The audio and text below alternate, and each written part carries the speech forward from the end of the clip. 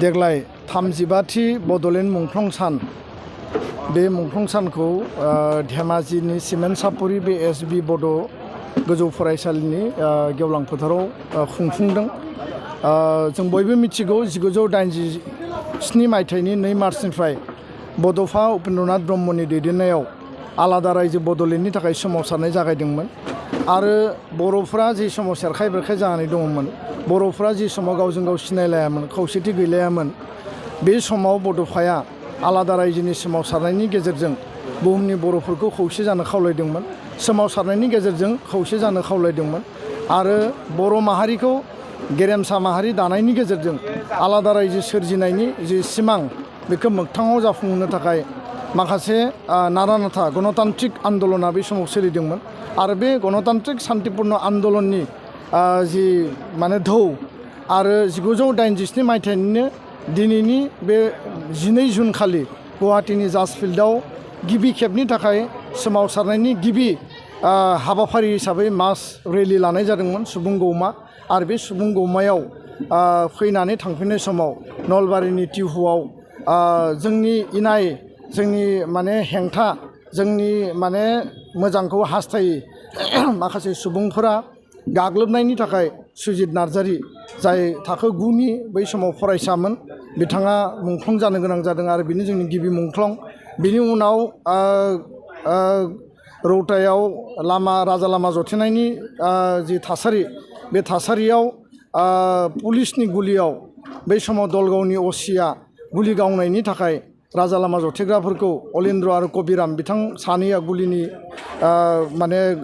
बलि जानो गोनां जायो, शहीद जानो गोनां जायो आरो बेबायदिनो भुमकानि जिनाहारि माने जि थासारि आरो गायदे हेलेना बिथां सानैखौ इनायै पुलिसा गावथारनाय, बेबायदि पुलिस आरो प्रशासन रुलिं आरो जायफोरा जोंनि हेंथा खालामग्रा बिथांमोननि गाग्लोबनायनि थाखाय गासै 1135 बड'लेण्डनि सोमावसारनायाव 6 बोसोरनि आन्दलनाव मुंख्लं जानो गोनां जादों आरो दिनै बिथांमोनखौ गोसोखांनानै जोङो 35थि बड'लेण्ड मुंख्लं सान जों दिनै फालिदों। नाथाय बिनि उनावबो बिएलटिनि हाथियार लानानै सोमावसारनाय जादों, एनडिएफबिनि हाथियार लानानै सोमावसारनाय जादों आरो दिनै बर'नि गेजेराव मुंख्लंफोरखौ जुदि हिसाब खालायोबा बे मुंख्लंफोरनि हिसाबा 5,000नि बांसिन जागोन। दा बेखायनो गासै मुंख्लंफोरनि सोरगोआरि जिउमानि आलो गोजोननि थाखाय इसोरनि आर'ज गाबबाय आरो लोगोसे मुंख्लं नखरफोरनि जि माने बिथांमोननि जिखिनि बेसेन, बिथांमोना जिखिनि दिनै दुखु खस्थ'आव दङ, गासै मुंख्लं नखरफोरनो जोङो दासिमबो मोजाङै बिथांमोननो सुबिदा होनो हायाखै बा सरकारनिफ्राय जोङो थोजासे दासिमबो मावफुंजोबनो हायाखै आरो आथिखालाव बिटिआर सुक्तिनि उनाव प्रमद बर' दैदेननाय बिटिआर काउन्सिल आरो बर' कसारि वेलफेयार अट'नमास काउन्सिल मानगोनां मिनिस्टार माने बसुमतारी मानगोनां चिफ दैदेननाय बे काउन्सिल मोननै बर' हारिनिफ्रायनो दिनै दैदेनगिरिफ्रा सामलायगासिनो दङ। उननि समाव सुक्तिनि दफा बायदियै बे मुंख्लं नखरफोरनो जिखिनि अनसुंथाइ होनांगौ, जिखिनि मोननो गोनां जिखिनि बिथांमोननि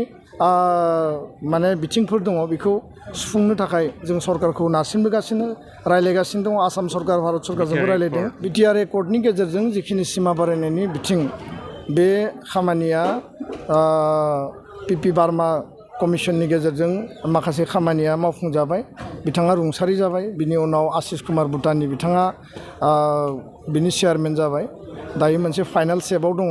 आरो पलिटिकेल लेभेलाव गिबि मन्थ्रि बिथांजों रायलायबाय थानाय जादों। गोख्रैनो मोनसे मोजां आरो पजिटिभ रिजाल्ट मोनगोन आरो बिनि गेजेरजों बिटिआरनि सिमाया बारायगोन आरो बर' कसारि काउन्सिलनि गामि नटिफिकेसन खालामनांगौ, समस्ति दानांगौ, बिसायख'थि खुंनांगौ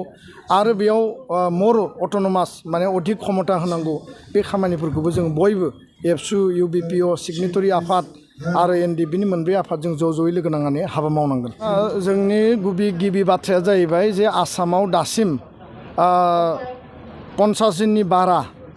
माने 60 जन, 80 जन, 100 जन बेबायदि बर' मिडियामनि एलपि स्कुला 800नि बारा दङ। जोङो गासै आसामनि डिस्ट्रिक्टफोरनि लिस्टखौ लाबाय, बे बिटिआरानो जा, बर' कसारि काउन्सिलानो जा, गासै आसामाव आरो बे 800 स्कुलाव दायो सिंगल टिचार सनितपुर बिश्वनाथनि गोबां स्कुलाव दायो माने जिर' टिचारानो गैया सरकारि स्कुल आरो धेमाजि डिस्ट्रिक्टनि लखिमपुर जिल्लायाव आरो गुबुन गुबुन जिल्लायाव माने प्राय 30 जनसो हाई स्कुलावनो जा एलपियावनो जा एमइयावनो जा बर' मिडियाम बेकग्राउन्ड नङै एसामिस मिडियाम बेकग्राउन्ड इंलिश मिडियाम बेकग्राउन्डनि आरो बे मानसिफ्रा बर' नङा गुबुन हारिनि जाय मानसिफ्रा माने बर' मिडियामाव फोरोंनो हाया बेबायदि फोरोंगिरिफोरखौ जों थिसनना होदों आरो दिनै बे स्कुल खालामनानै बर' मिडियामखौ बुथारनानै बे स्कुल एसामिस मिडियामाव जइन खालामनो होदों बे गासैबो बिथिंखौ लानानै आसामनि सोलोंथाइ मन्थ्रि डक्टर रनज पेगुखौ जोङो गोख्रों रावजों जों प्रेसार होदों आरो बिथाङा 16 तारिखआव एबसु आरो साहित्य सभाखौ रायलायनो लिंदों जोंनि सिंगल टिचाराव डाबल टिचार माने साथाम फोरोंगिरि सानै फोरोंगिरि थिसननांगोन आरो जेब्लासिम थिसना बे जाफुंनाय नङा टेटनि बाथ्राया जाहैबाय जे आसामाव जेसेबां माने जेराव माने पस्ट भेकेन्ट दङ बेयाव आसाम सरकारा टेट एपइन्टमेन्टनि गेजेरजों टिचार थिसननांगौ बिटिआर सरकारनि टेट एपइन्टमेन्टनि गेजेरजों बिटिआरआव टेट थिसननांगौ दा बे थिसननायनि बेबस्थाया उन सिगां जानायनि थाखाय मालाबा बिटिआरनिया आसामाव एप्लाइ खालामदों जिहेतु बिटिआरआव टेटनि पासनि संख्या जों मिथिनायाव 5000नि बारा बर' मिडियाम एसामिस मिडियाम आरो मालाबा बिटिआरनि बायजोनिफ्रायबो बिटिआरआव हाई स्कुल टेटआव एप्लाइ खालामनानै बिथांमोना एपइन्टमेन्ट मोन्दों दा बर' मानसिया बर' मिडियाम स्कुलाव बिटिआरनि सिङाव बा बिटिआरनि बायजोआव बर' कसारि काउन्सिलाव जेराव एपइन्टमेन्ट मोना मानो जोंहा बेयाव बुंनो गोनां गैया नाथाय बिथांमोननि सुबिदाखौ नायनानै दिनै माजुलियावबो बर' मानसिया एसामिस मिडियाम स्कुलाव मावनानै थानो गोनां जादों दा बिथांमोना बिश्वनाथआव फैफिननो लुबैदों बे लिस्टखौबो जों होदों आरो जेराव बर' मिडियाम स्कुलाव नन बर' मिडियाम टिचारखौ एपइन्टमेन्ट होदों बिनि लिस्टखौबो जों जमा होदों आरो बेखौ माने रिसाफल खालामनानै माने बेखौ माने गोदानै भेरिफाइ खालामनानै हरफिननायनि बाथ्राखौ बुंदों दा बेखायनो कुनु मोनसे स्कुलाव पस्ट खालि थानो मोना आरो जाय जेराव हायो एप्लाइ खालामगोन नाथाय जोंनि सार्थ'आ जाबाय बर' मिडियामनि स्कुलाव जोंनो टेट टिचार नांगौ बे बिटिआरआवनो जा बे आसामावनो जा 2018आव बिबुंसार बसुमतारिया 96% लानानै सेबायाव टप 10 मासि आवग्रिनो हादों बिनि उनाव 2019आव सासे जोंनि फरायसुलि बेबो माने टप 10 मोननो थाखाय 3 मार्क्स ना 2 मार्क्स आङो एक्जेक्ट गोसोआव गैलिया मिनिमाम मोनसे मार्क्सनि थाखाय बियो माने टपाराव फैयाखै देग्लाय जों नायबाय जे सानै माने जोंहा मनदिप बर' आरो दीपक बर' कुमारिकाटा इउएन एकाडेमि आरो खैराबारि इउएन एकाडेमिनि सानै स्टुडेन्टआ 97% मोन्दों खिन्थु टपारनि लयेस्टआ 98 दा जों बेखौनो खावलायदों जे फरायसायाबो जिखिनि नाजाबावनांगौ बेखौ नाजानांगोन फरायसा फरायसुलि जि जाया मानो गार्जेनाबो नाजानांगोन फोरोंगिरिफ्राबो नाजानांगोन नाथाय बिनि गेजेरावनो जाय स्टुडेन्टआ 95, 96, 97 मोनबाय बिसोरो मोजां स्टुडेन्ट बिसोरो माने क्वालिटि इडुकेसननि गेजेरजों मोजाङै मार्क्स बिसोरो केरि खालामनो हादों जोंनि जि माने एग्जामनि जि बहि एन्सार शीट इभालुएसननि जि प्रक्रिया जायो जोंनि फोरोंगिरिफोरा एसे गोसो गुवारै जायफोरा मोजां स्टुडेन्ट बिथांमोनखौ गोसो गुवारै नायोब्ला बर' मिडियामनि एन्सार शीटखौ बर' मिडियाम टिचारानो नायो आं फोरोंगिरिखौ ब्लेम होनो नागिराखै जे मार्क्स खम होदों होननानै खिन्थु एसे गोसो गुवारै सेबा आरो हायार सेकेन्डारिया मोनसे नटिस बा इन्सट्राक्सन हरखायो जे मोजां स्टुडेन्टनो जेसेबां हायो जिखिनि बिसोर एन्सार खालामदों मोजां मार्क्स होनांगौ खिन्थु बे लेभेलाव मालाबा जोंनि फोरोंगिरिफोरनि गेजेराव माबाफोर आख' फाख' जादों नामा जे आङो बांद्राय मार्क्स होयोबा बहिखौ आरो नायफिनोबा आं आरो थांफिननांगोन बिनि थाखाय जोंनि फरायसुलिया बन्सित जानाङा दा बेखायनो टपार मोननो हानाय जोंनियाव जथेस्थ' जग्यता दङ आरो टपार दिनै जोङो जिखिनि नायदों माने बे टपारफोरनि गेजेराव जोंनि बर' मिडियामनि केन्डिडेटफ्रा कम्पिट खालामनानै जथेस्थ' क्षमता दङ आरो टप 10 कमल कुमार ब्रह्म देरहासार बान्थाखौ जोङो 14 जुनाव होगोन जोङो लिस्टआव नायबाय